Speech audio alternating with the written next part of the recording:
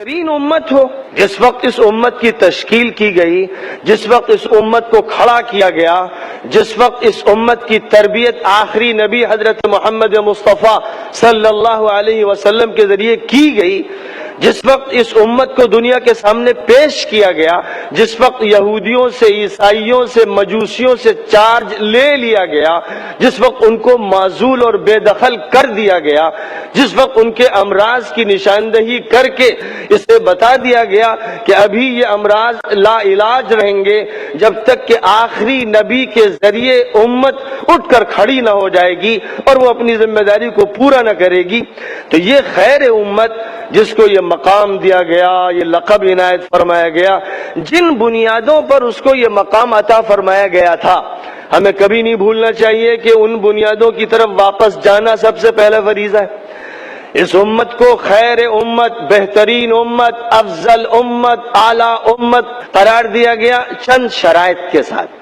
کنتم خیر امت اخرجت للناس، تم بہترین امت ہو، وہ امت جس کو نکالا گیا، برپا کیا گیا تمام انسانوں کے فائدے کے لیے. پہلی شرط یہ ہے، اس امت میں انانیت نہیں ہونی چاہیے، اس امت میں خود غرضی نہیں ہونی چاہیے،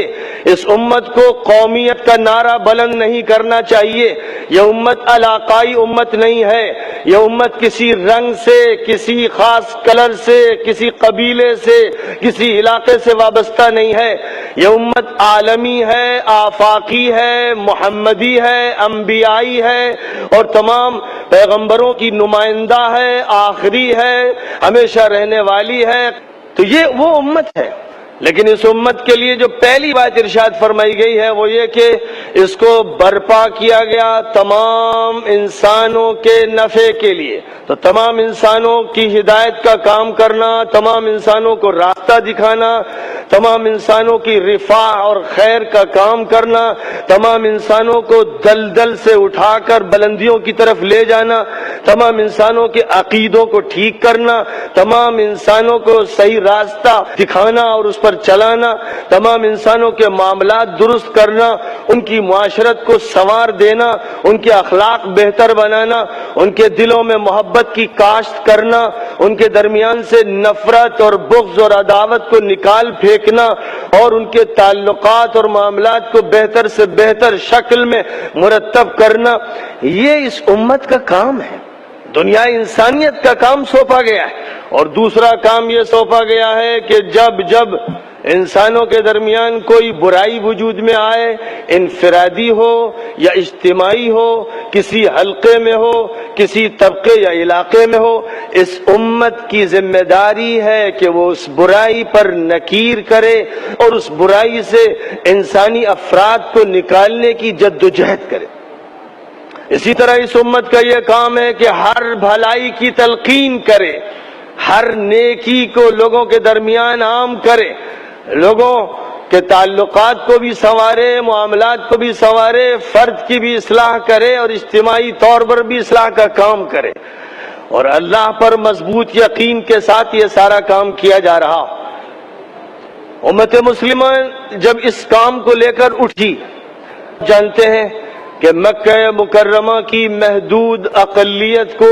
چند سالوں میں یہ موقع دیا گیا کہ مدینہ منورہ میں اس نے ایک رفاہی حکومت کا قیام کر کے دکھایا. ایک ایسا نظام برپا کیا گیا مدینہ منورہ کی سوسائٹی میں جس نظام پر فرشتوں کو بھی رشک آتا تھا، زمین قدم چومتی تھی، آسمان جھک کر سلامی دیتا تھا اور پوری دنیا کی نگاہیں اس پر مرکوز تھیں. چرچے ان کے اخلاق کے تھے، چرچے ان کی معاشرت کے تھے، ان کی بلندیوں کے چرچے تھے، ان کی ملکوتی زندگی کے تذکرے تھے. لوگ ان کو دیکھتے تھے تو دل ان کی طرف کھنچتے تھے. ان میں کا ایک ایک فرد لگتا تھا کہ ملکن کریم ہے، ایک معزز و شریف فرشتہ ہے جو عالم بالا سے عالم سفلی میں اتر کر آ گیا. ایک ایسے معاشرے کو برپا کیا گیا اور یہی وہ معاشرہ ہے جو پھیلتا چلا گیا اپنی تعلیمات سے، اپنے اخلاق سے، قرآن پاک کی دعوت سے، حدیث نبوی کی تشریحات سے اور اپنے عمل اور اپنے سلوک اور معاملات کی خوبیوں اور بہتریوں کے ذریعے سے وہ دلوں کو فتح کرتا چلا گیا۔ دنیا نے دیکھا کہ رومن امپائر اور پرشین امپائر کا نظام اس نظام کے سامنے درہم برہم ہو گیا، تار و پود اس کے بکھر گئے، جیسے مکڑیوں کے جالے ہوتے ہیں کہ معمولی سے اشارے سے ختم کر دیے جاتے ہیں۔ دنیا کے بگڑے ہوئے فاسد نظام اس صالح نظام کی تیاری میں خود بخود فنا ہوتے چلے گئے اور یہ صالح نظام برپا ہوتا چلا گیا۔ اس وقت کی معلوم دنیا میں مراکش اور اسپین سے لے کر چائنا اور ترکستان کے بارڈر تک یہ نظام پھیلتا چلا گیا۔ اپنی خوبیوں کے ذریعے سے اس نے دلوں کو، دماغوں کو فتح کیا، تہذیبوں کو فتح کیا، ثقافتوں کو فتح کر لیا۔ ظاہر ہے کہ جو بات کہی جاتی ہے عام طور پر اسلام تلوار کے ذریعے پھیل گیا۔ دنیا جانتی ہے، تاریخ دان جانتے ہیں، حقیقت سے واقف لوگ جانتے ہیں کہ اسلام نے اپنی تعلیمات، اپنے عقائد، احترام انسانیت، اپنے نظام مساوات، اپنی سادگی، اپنی دلکشی اور رانائی اور اپنے قانون کے متوازن اور معتدل طریقہ کار کے نتیجے میں انسانوں کے دماغوں کو اور دلوں کو فتح کیا۔ اور یہ بھی دنیا جانتی ہے کہ پرشین امپائر اور رومن امپائر نے مظالم کے ذریعے دنیا کو لوٹا اور کھسوٹا، اور جو تاریخ ان کی ماضی میں تھی آج تو علم نشرہ ہے۔ آج ہم سب جانتے ہیں کہ امریکہ اور یورپ کی طاقتوں نے 200 سال کے عرصے میں کس قدر ممالک کو لوٹا، کس قدر تباہ کیا، کیسی ڈکیتیاں ماری، دولتوں کا اغوا کیا، انسانوں کا قتل عام کیا،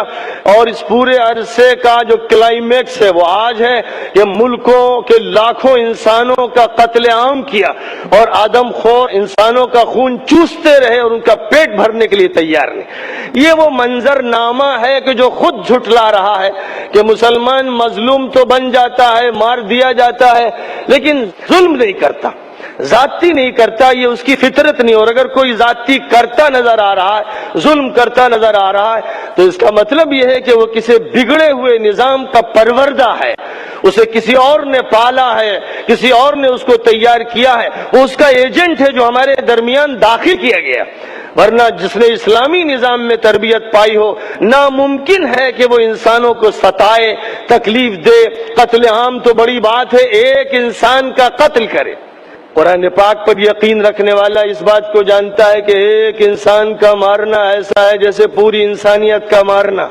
اور ایک انسان کی زندگی کا انتظام کرنا ایسا ہے جیسے پوری انسانیت کی زندگی کا انتظام کرنا۔ جس بندہ مومن کا اس پر ایمان ہو، یقین ہو، غیر متزلزل عقیدہ ہو، وہ ظاہر ہے کہ اس کے خلاف نہیں کرتا، اور اگر کرتا ہے تو اس کا مطلب وہ شیطان کے ذریعے اغوا کر لیا گیا، اس کا ایمان ختم ہو گیا، وہ بے ایمان اور غیر مسلم بن گیا، وہ کسی اور حلقے کا نمائندہ بن گیا۔ اس لیے اس کے ذریعے سے کچھ ایسی چیزیں وجود میں آنے لگیں جن کو استعمال کر کے بدنام کیا جائے۔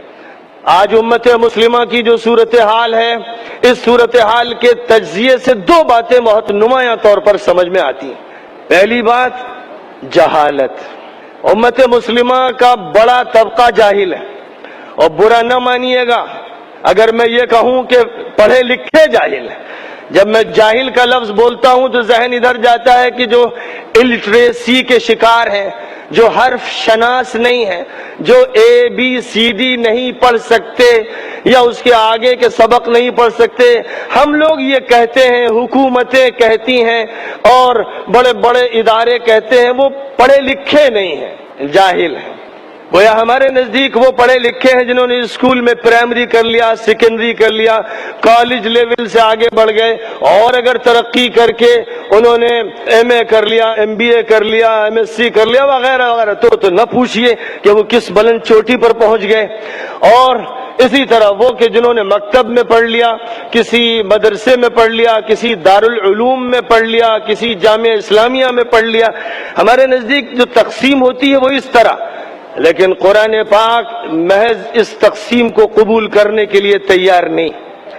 قرآن صرف یہ نہیں چاہتا ہے کہ پڑھی لکھی مشینیں تیار ہو جائیں، یا پڑھے لکھے جانور تیار ہو جائیں، یا پڑھے لکھے درندے تیار ہو جائیں، یا پڑھے لکھے اژدہے اور سانپ تیار ہو جائیں۔ اگر پڑھا کر اور لکھا کر زیادہ مکار بنانا مقصود ہو، زیادہ بڑا تاجر، زیادہ بڑا بیوپار کرنے والا، زیادہ بہتر طریقے پر کرپشن کرنے والا، اسکینڈل کا ماہر، لوٹنے والا، رشوتیں لینے والا اور انسانوں کی دولت کو چوس کر ایک جگہ پر اس کا ارتکاز کرنے والا، اگر یہ معنی ہیں پڑھائی اور لکھائی کے، یعنی پڑھنے لکھنے سے انسان زیادہ عیار ہو جاتا ہے، زیادہ چالاک ہو جاتا ہے، تو اللہ کی پناہ ایسے علم سے۔